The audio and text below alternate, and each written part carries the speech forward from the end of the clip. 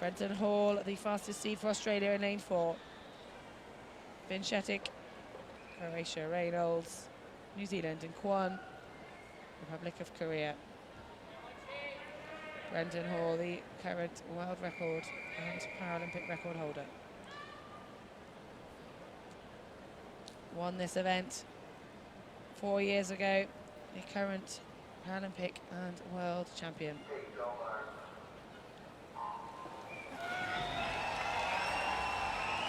And they're off. The men's 400 freestyle, S9. The Australian champion and world record holder, Brenden Hall, getting into his rhythm early on in this race. He's got Great Britain's Jonathan Booth on his right-hand side. Booth with a much faster stroke rate.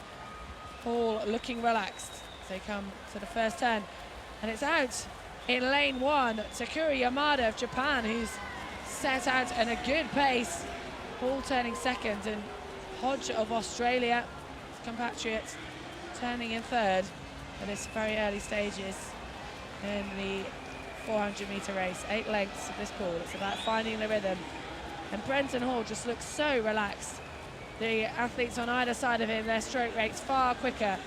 And Hall now starting to open up a lead already after just the first 100 meters. Turning first comfortably now.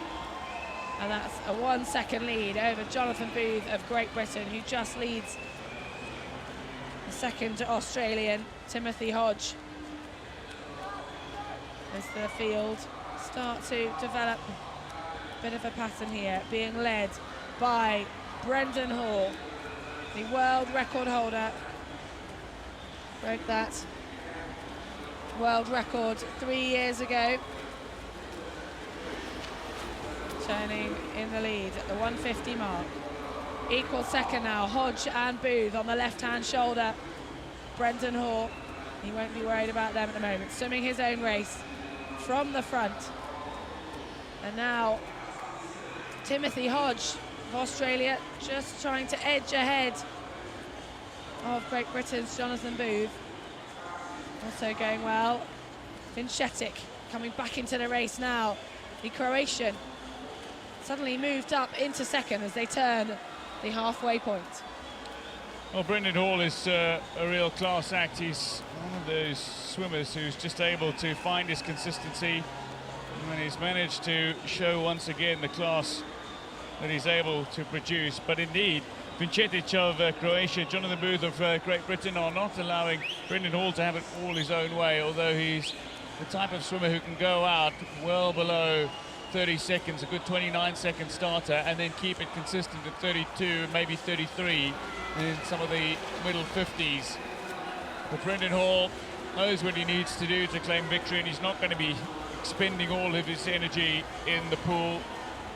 He's somebody who's been swimming since 2001, and he's also somebody who's studied exercise science. He's got the background knowledge. He understands the physiology of swimming, not only from an athlete's perspective, but from a science perspective as well.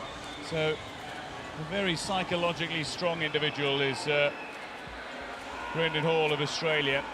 I think you need to go back to about 6 years for the last time anybody beat him in this event. He's a phenomenal swimmer, and he's a regular open water swimmer as well. He builds the strength. He's got the ability to put in huge distances.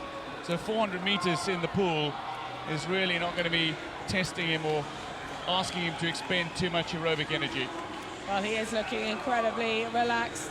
That stroke rate is just maintained throughout, as have his splits. The last 350s, all 33 points.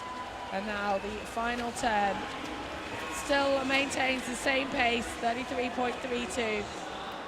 Really is having just to swim his own race as Booth and Hodge and also VINCETIC battle it out for second and third.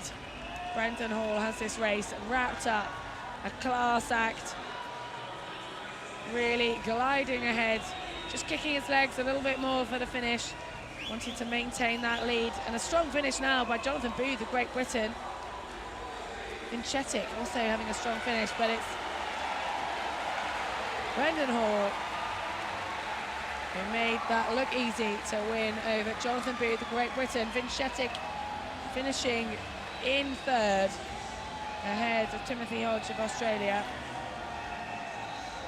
Time 4:20.46 for Brenden Hall. His world record, a whole 11 seconds quicker than that. You can see looking so relaxed. He looks as though he's hardly out of breath. Very comfortable indeed for Hall. He wasn't pushed at all in that race.